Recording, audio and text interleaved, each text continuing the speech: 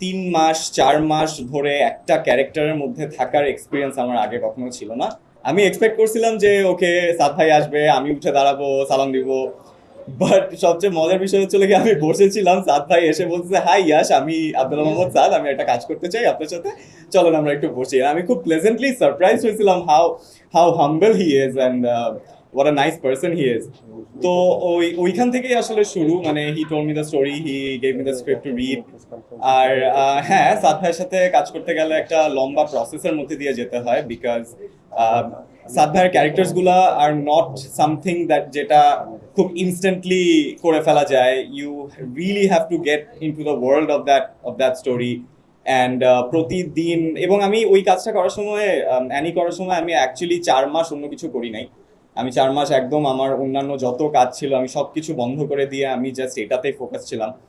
এবং মানে it was a magical journey for me, I would say, because আমি এইরকম 3 মাস 4 মাস ধরে একটা ক্যারেক্টারের মধ্যে থাকার এক্সপিরিয়েন্স আমার আগে কখনো ছিল না। অ্যান্ড হ্যাঁ, এটাই that's how I got into the film.